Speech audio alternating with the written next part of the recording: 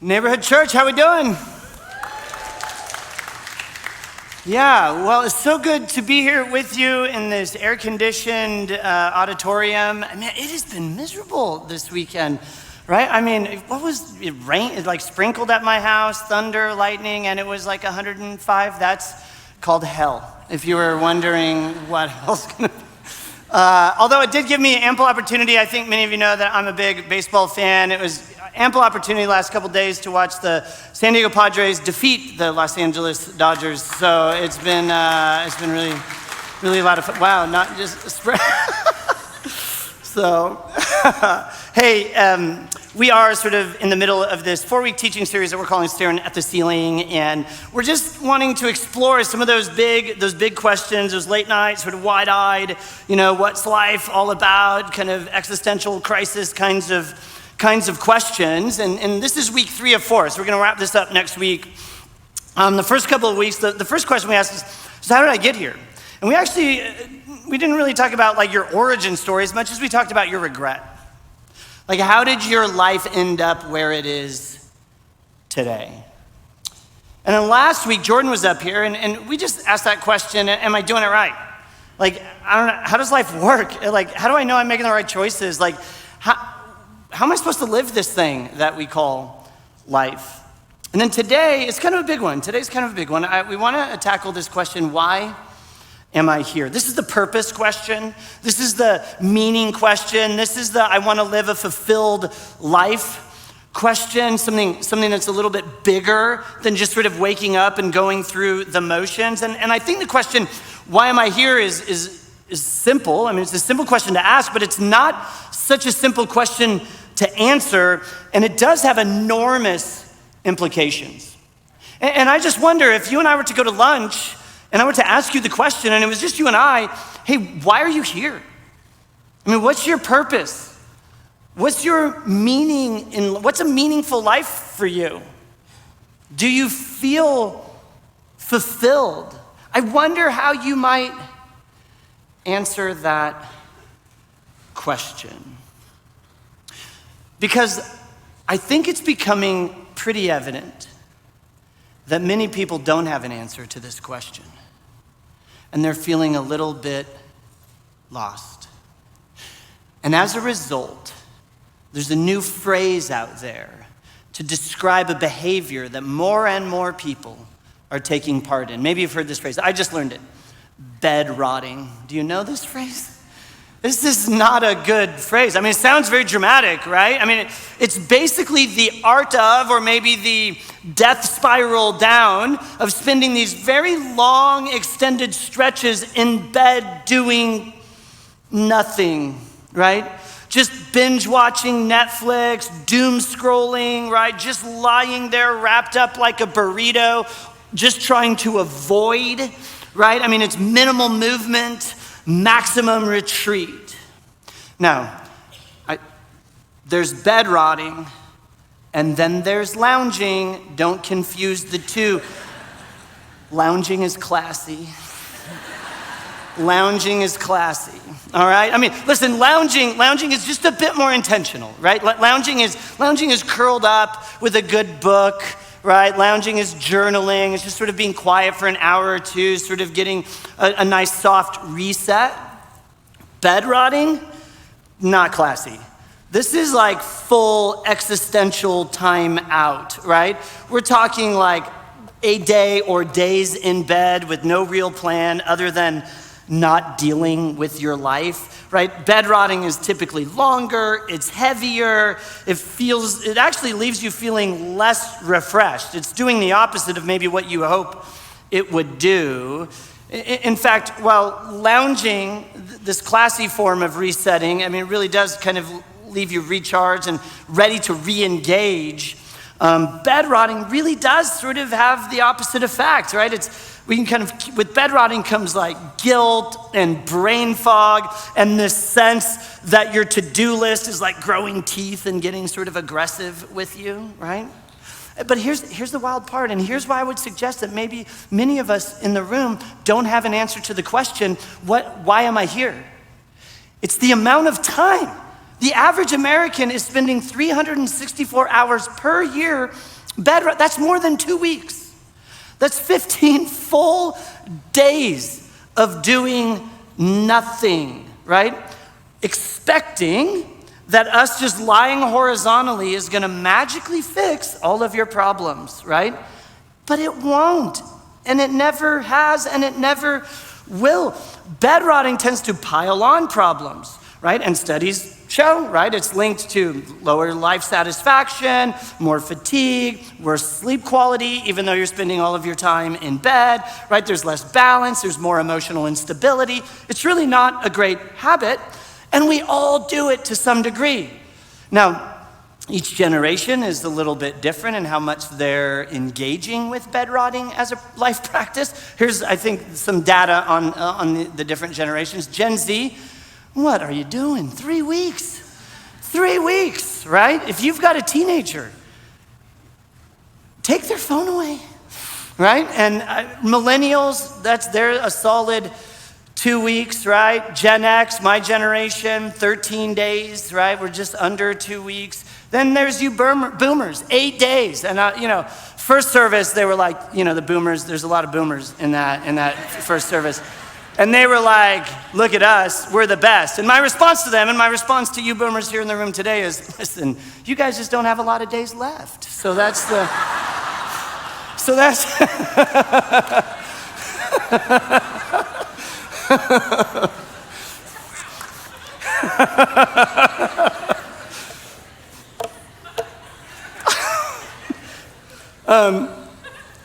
they weren't real pleased with that answer in the first service. Listen, the more time we spend bed rotting and doom scrolling sort of our souls into an oblivion, the more we tend to feel like we're losing our sense of direction in life. Like we're drifting, if you will. It's not that you're not doing anything, it just doesn't feel like there's a direction you should be pointing in. It feels wandering, it feels disconnected, in fact, from purpose and meaning and living this fulfilled life, right? And so we ask, when we spend time staring at the ceiling going, why? Why am I even here? I mean, what's the point of it all? Is it just this? Is that I wake up, go to work, come home? Is that it, or is there something more? And if there is something more, what is the something more? And I think we ask this question because we all sort of intuitively feel or recognize or understand that there's a gap. There's a gap that exists between the life we dreamed of and the life we're living. A gap between what we'd hoped would give us meaning or thought would give us meaning and what actually does give us meaning. And so we wonder what our purpose is. And it is a crisis when we don't know what that is. And it is a crisis when we feel like we're wandering and there's no sense of direction. And it really does lead to lying in bed, staring at the ceiling, binge watching, doom scrolling, wondering what's going on with my life. And I would say this, and this has just been my own experience with me and my own experiences talking with lots and lots of people for lots and lots of years. I think a lot of the wandering, this doesn't quite feel like I've found my lane yet, comes from not understanding what we're actually pursuing. See, I think for a lot of us, we've confused purpose quest and happiness quest. And we've actually got them out of order. I think for a lot of us, what we've done, probably unintentionally, is we've moved our happiness quest in front of our purpose quest. And as a result, we've lost all of our purpose. And we fail to realize that if we actually get this right, if we get the purpose quest in front of the happiness quest, not only do we get purpose, we actually get happiness too. It's just when we get the order out of whack, we lose one. See, I think a lot of us, maybe you don't know it, you're on a happiness quest, not a purpose quest. You're just trying to feel better.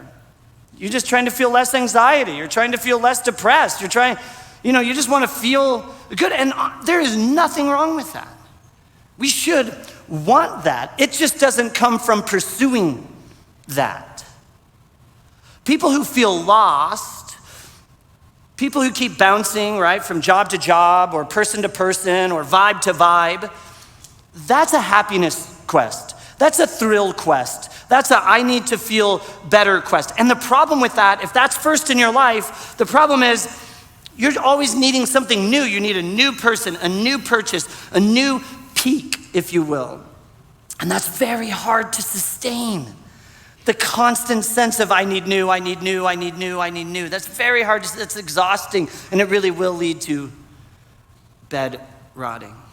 But if you just choose purpose over happiness, and you choose a meaningful, fulfilled life, happiness usually follows.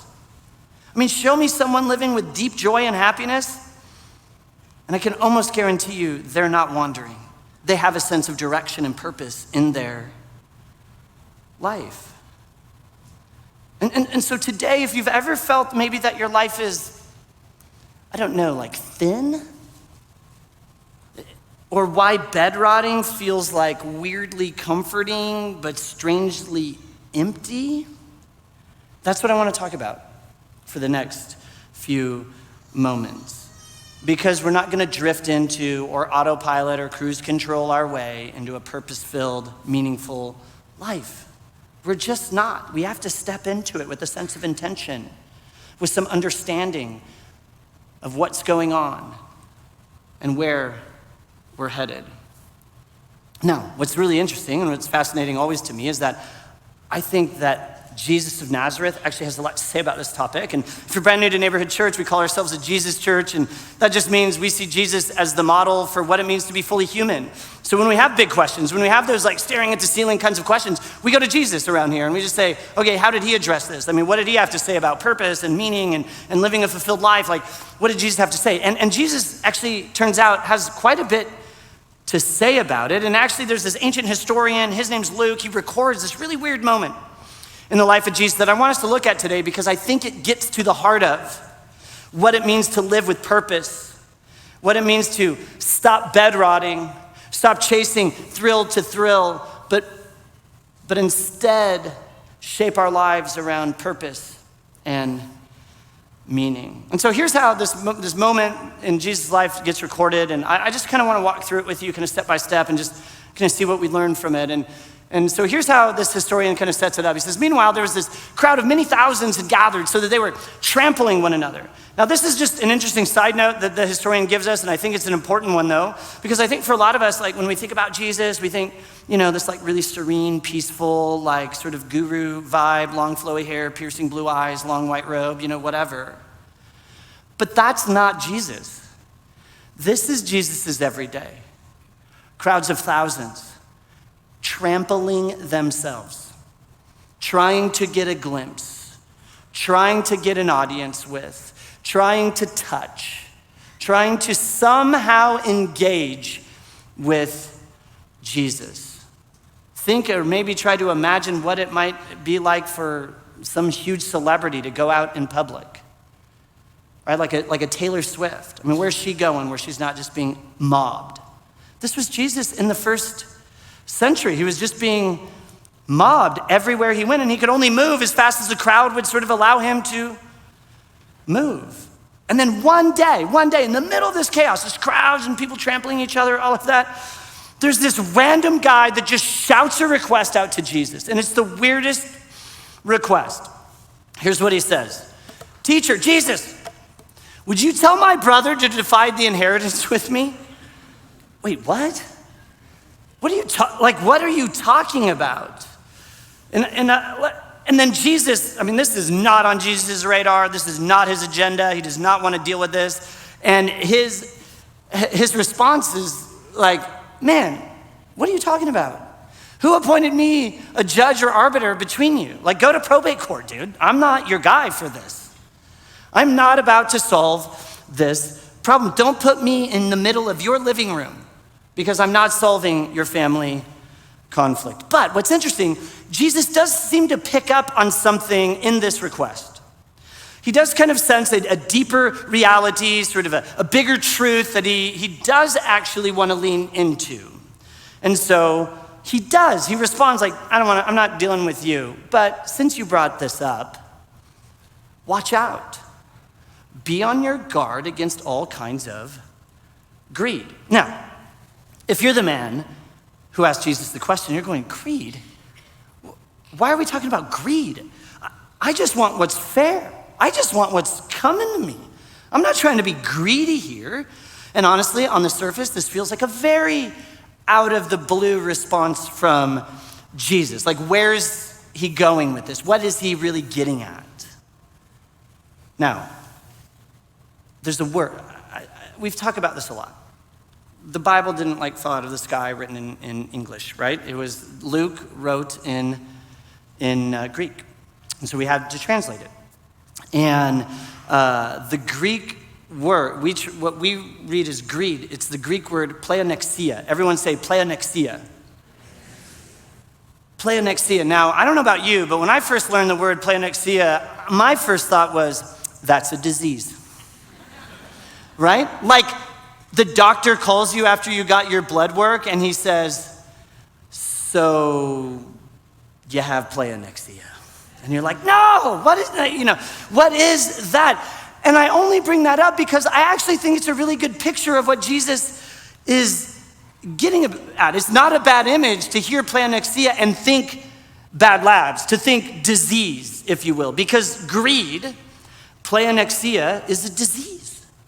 It's this disease of insatiability. It's the disease of never enough. It's the whisper in your ear that says, since they have one, I should have one too. Mine's not broken, but it's not as new as theirs. It's fine, but I need a newer one, a better one, a more, me version of whatever it might be.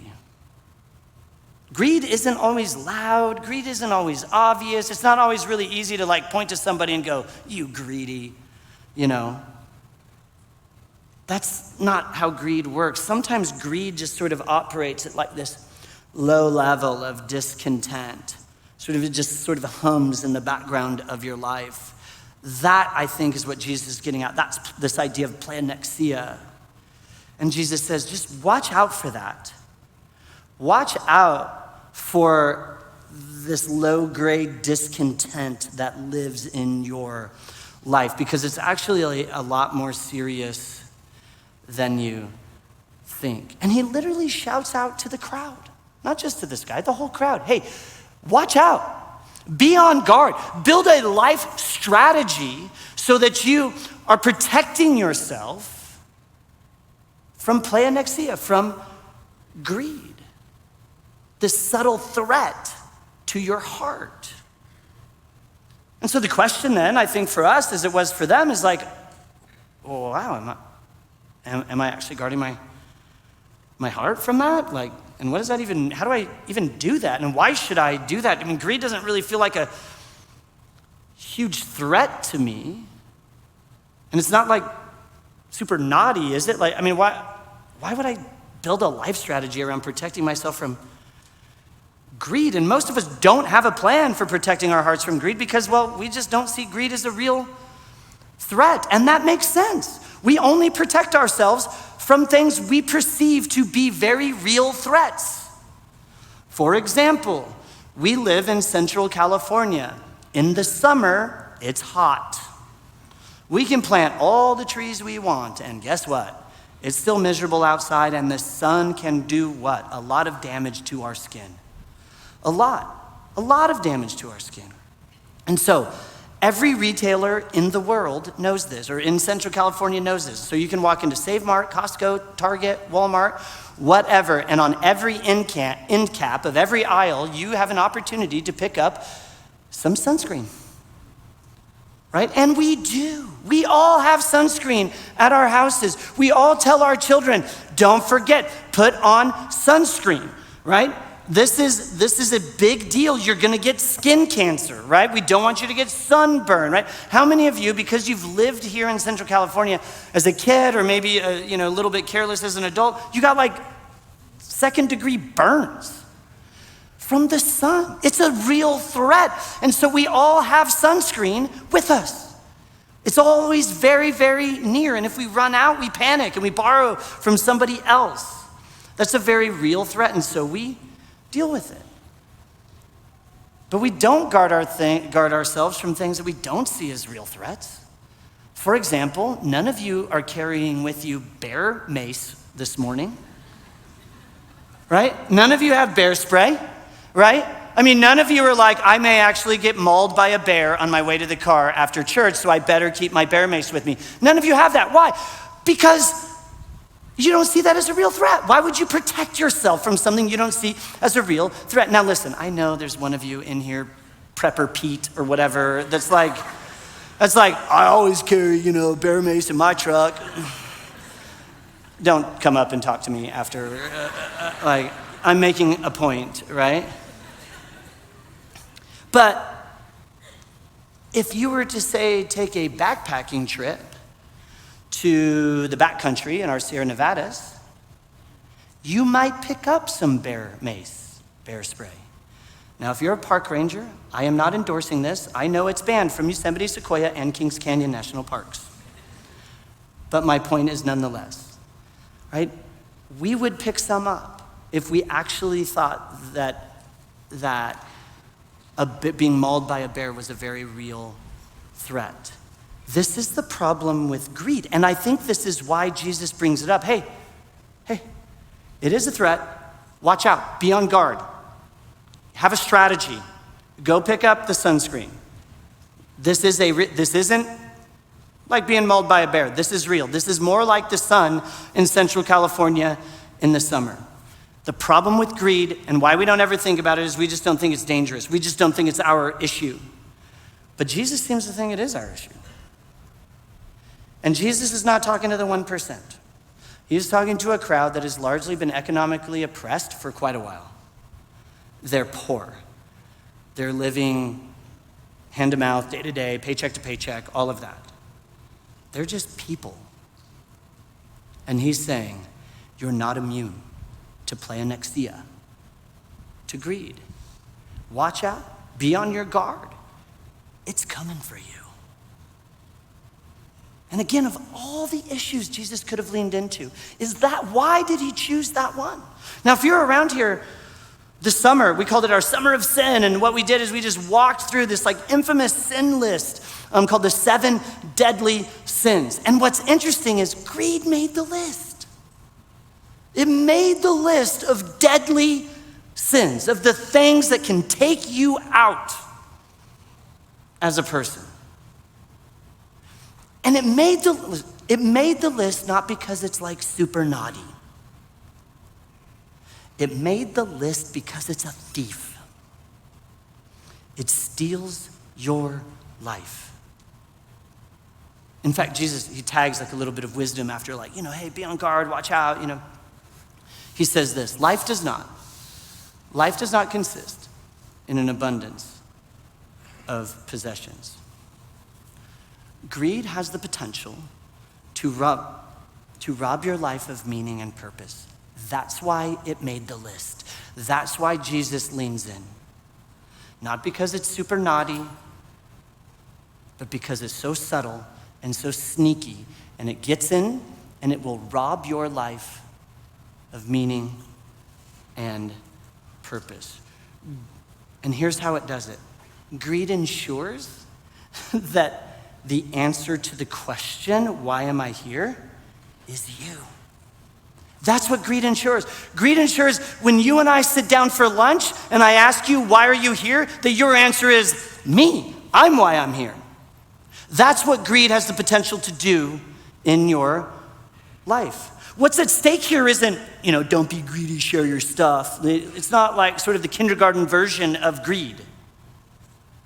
What's at stake is what makes your life worth living. And the danger is we don't realize it. Because greed, especially sort of the quieter, more polite forms of greed, it'll rob your life. It's not gonna rob your bank account. It's not gonna rob your career. It's gonna take your meaning. That's way worse. And how does greed mess with your meaning? How does it do it? How does it steal? If you don't remember anything else, here's what you remember. Here's how greed steals. It makes you the end of everything and never the means. Greed makes you the point of your life and not the means of somebody else's life getting a little bit better because they bumped into you. And that's the secret to meaning. That's the secret to purpose. That's the secret to living this fulfilled life, is making sure you're never the end, that you're always the means. If you're never the means to someone else's good, to something bigger than yourself, you're never going to live a fulfilled life.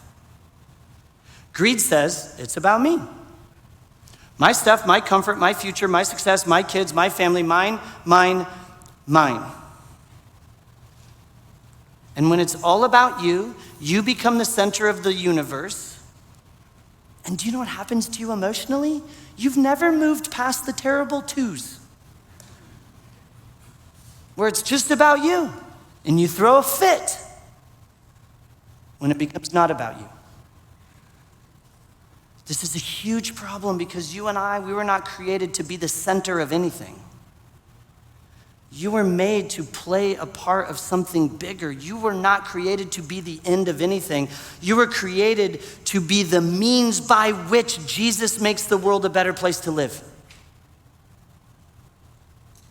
And when you realize that, and when you begin to live out of that space, that's when life actually starts to feel like it matters.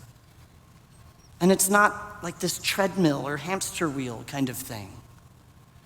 That's where meaning lives. You're not a destination unto yourself. You're meant to be a bridge, a blessing, a means by which the world is healed. Now, apparently, immediately following Jesus saying, watch out, be on your guard, life isn't, consist of abundant of possessions, the crowd settles in. Apparently, they're like, oh, I guess we're done walking. Jesus is going to say some stuff. And so everybody sort of sits down, they quiet down, and no longer are they trampling. There's like just everybody, Jesus, what else you got on the topic? I mean, we want to know because we're not convinced that we should be on guard against greed.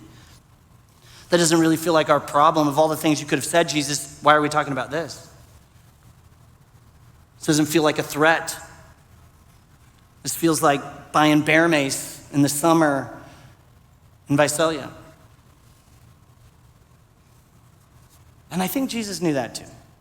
And so to solve that problem, everybody sits down, everybody gets quiet, and then Jesus is like, let me help us all understand. And he just made up a story. Just on the spot, he just made up a story to kind of get his point across. It was a story with a point, we call that a parable. And here's the story. Here's what Jesus says. The ground of a certain rich man yielded an abundant harvest. Now, the translation of that just means somebody who already had enough got some more. That's all that means. And this guy, he thought to himself, well, what shall I do? I have no place to store my crops, which to him was a problem, right? It wasn't an opportunity, right? It was a problem. So he had to make a plan. And he says, well, this is what I'm going to do. This is what I'm going to do. I will tear down my barns and I'm going to build bigger barns, and there I will store my surplus of grain, right? Now there's a pretty greedy assumption in this guy's thinking. And here's the assumption.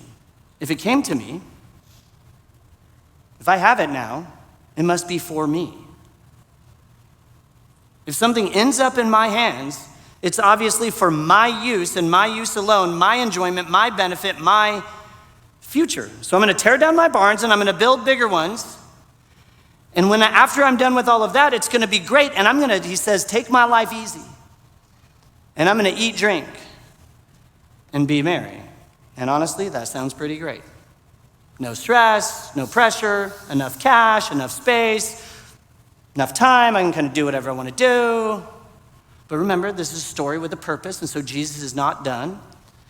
And immediately after this, man, take life easy, eat, drink, be merry, and everybody's like, yes, Jesus, you are getting to the point. We love this story. Then he just says this. But God said to that guy, you fool. This very night, your life will be demanded from you. So Jesus is like, gets everybody nodding their head. Yeah, sounds great. Take life easy, you know, eat, drink, be merry. And then Jesus has to go dark, right? Jesus said, this guy's a fool. And not because he was rich and he had a lot of stuff, not because he's saved. That's not the issue here. But because he assumed something incredibly dangerous. That everything that was coming to him was meant for him to use. And that would mean he'd have more stuff and more time and more wealth and more life. And he presumed a future that he could never promise. And that time was never promising. And you don't know what tomorrow holds. And there's no guarantee. And so Jesus follows up with, you fool. This very night your life will be demanded from you. Then who will get? So who's going to get what you've prepared for yourself? And the answer, of course, is pretty obvious. Not you. You're dead. Right? So someone else is going to get it. And then Jesus ends the story with this little punchline. This is how it will be with whoever stores up things for themselves but is not rich toward God. That's the trap. That's the warning. Greed isn't about filling up your life as much as it is about how it has the capacity to empty your life, to empty it of all meaning and purpose, a sense of fulfillment. Because you can win at saving and success and comfort, but you could still lose at the legacy you're building. Because if your life is about you, and it's never become about something bigger than you, then you've actually never experienced the meaning of your life. You've never experienced what your soul's actually built for. And Jesus' point is, you don't get time back. You don't get it back. And that's why he's being so aggressive. That's the cost of being that fool. Now, Jesus uses this phrase, rich towards God, and he uses it in some other places, and some other authors of the Christian scripture, they use a phrase similar to that. And when you piece it all together, we kind of get a sense of what it means. And what we know it doesn't mean is give God stuff. Like, it's not like God's up in heaven, like with a wish list going, well, I hope those people better deliver, or I'll never get what I need, right? I mean, that's not Jesus' point. Now, it doesn't mean that being financially generous is a bad thing. It can actually be a really good thing. It can really open up our hearts and souls and minds. But that's not so much the point here. The point, God doesn't need your money. He doesn't need your things. He's not lacking for anything. So what does being rich towards God mean? What's Jesus getting at? Here's what I think he's getting at. To be rich towards God is to do for others what God did through Jesus, what God through Jesus has done for you. To be rich towards God is to live with a philosophy of life that says pay it forward. When you needed grace, you were given it. When you needed peace, it was made possible. When you needed forgiveness, Jesus did not hold back. And then he never asked you to pay him back. Never. He only asks you to pay it forward. If you want a very simple version of Christianity, pay it forward. Understand and be grateful for everything you've been given in Jesus and pay it forward to become a person who steps up and shows up for someone else just like Jesus did for you. That's it. That's what it means to be rich towards God. Becoming the means to an end that doesn't end with you. For God, maybe you've heard this one, Bible person or not. For God so loved the world, he gave. And he didn't wait for repayment. He didn't attach strings. You didn't earn anything. So now we live that posture out. We give, we serve, we love, we support, no strings attached. That's where meaning shows up in your life. But if you're not careful, if you're not guarding your heart, if you're not watching out, greed will rob you of all of that. And you'll never know what your soul was built for. Greed is a liar. It overpromises and it underdelivers. And it produces less purpose, less peace, less joy, less of what really matters in your life. And I know I'm sort of talking up here, like big picture. We're not getting into like your specific, okay, Forrest, but what about me? And like, am I in the right career? I don't know. This is another conversation. But maybe to close, I do want to ask you this question. What comes to mind when you hear the word influencer? What comes to mind for me is like some weird Gen Z TikTok person, right? Like I don't even have TikTok. I can't even get on TikTok. I've just heard there's weird people on there, right? My wife handles the social media. I see things, right? What's the first thing that comes to mind when you think about the word influencer? Is it a weird Gen Z person? Is it like the Kardashian family? Whatever, followers, platforms, blue check marks, whatever it is. But here's probably what you don't think about when you hear the word influencer. My guess is you don't think about you. You don't see yourself as an influencer. It's interesting, the word influence or influencer, it actually is derived from a Latin word that means to flow. As in, influence is your life flowing into another's life. And that's what our lives do. Our lives flow into the lives of others, sometimes quietly, sometimes dramatically, but always continually. Unless all you're doing for your whole life is bed rotting, you wake up and your life is flowing into another person's life. You cannot stop that, but you can decide what that's going to look like and what that's going to mean and how you're going to do it. Because realize it or not, you're an influencer. You're leaving a mark, you're building a legacy, however you want to talk about that. The only choice we have is whether the mark you're leaving is for good or not. Is helping heal the world and heal the wounds in somebody's life and making their life a little bit better or not? Or is your life flowing into somebody else's life and you're creating trauma and chaos and hurt and pain? Is your life flowing into somebody else's life with strength and love and kindness that catches them off guard? There's a book you should read. It's called The Gift of Influence. And the author said this about influence. Here's how he defines influence. Influence means having a lasting effect on the character or behavior of another person. Here's what we all share in common. You've done that.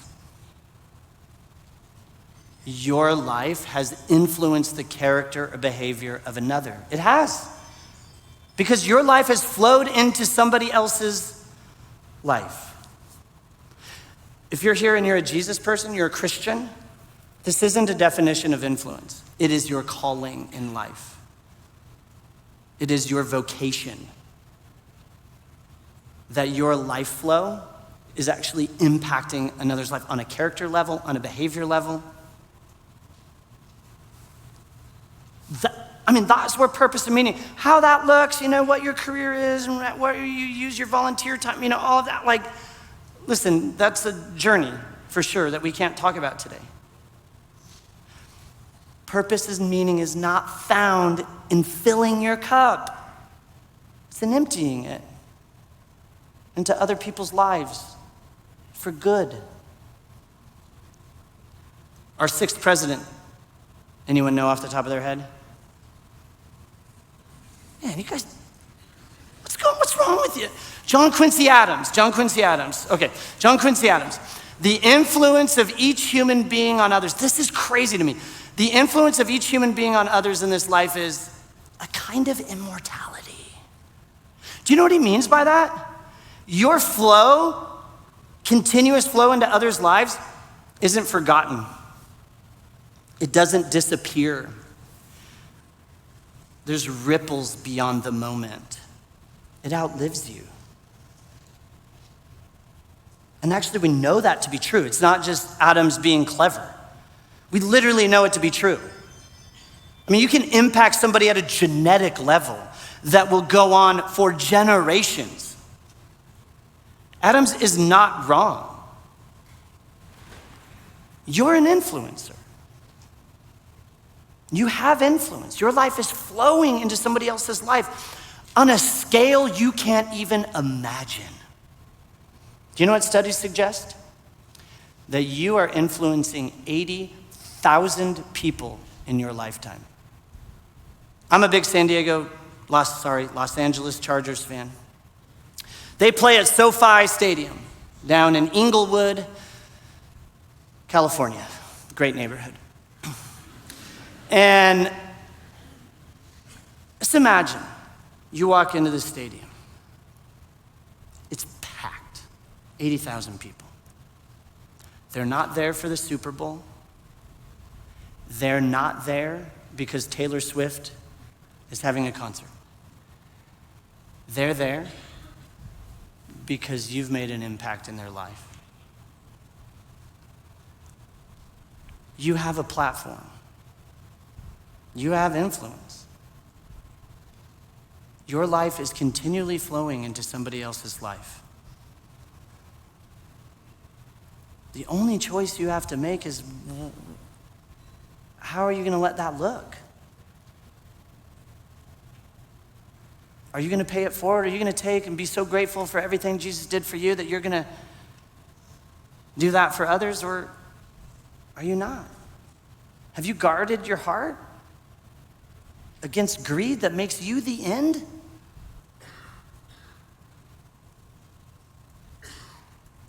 Or will you be the bridge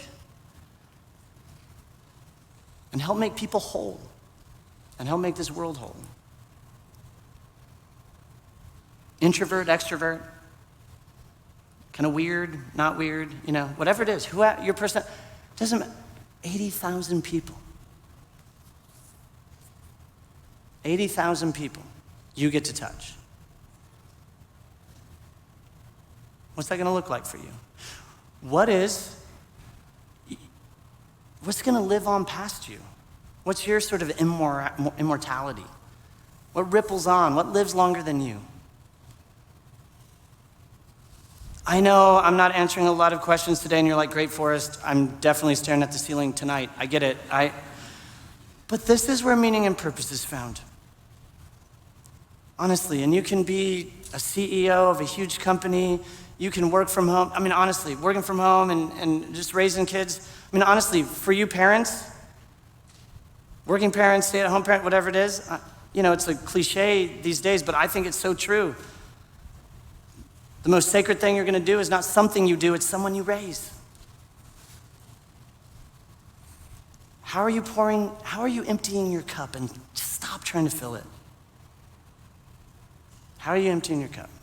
80,000 people need something, need your life to flow into their life, the way Jesus' life has flowed into yours. How are we doing? We okay?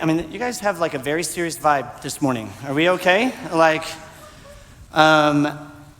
Hey, next week we're going to wrap this series up. and it should be fun. And then we're going to start a new series. It's going to take us, it'll be a little bit longer. It should be fun. We're calling it 30 Words, and we'll get into that and when the time comes. But don't forget, if you're a guest, our next lounge is for you, and you can grab a pint glass or a coffee mug or something over there, and our prayer team will be up front. And our neighborhood degree table is out on the patio. If you're looking to empty your cup, neighborhood degree is a great way to do that. You can serve with them, soccer coach, mentor. I mean, there's a million ways, and we need you. Our city needs you. The next generation needs you. Let's pray. Jesus, thanks for today, and thanks for the crazy little story you told one day after some guy yelled something kind of random at you. So grateful you took advantage of the moment, quieted the crowd, made up a story that still matters today. Jesus, we love you. It's in your name we pray. Amen. Thanks, guys. Have a good week.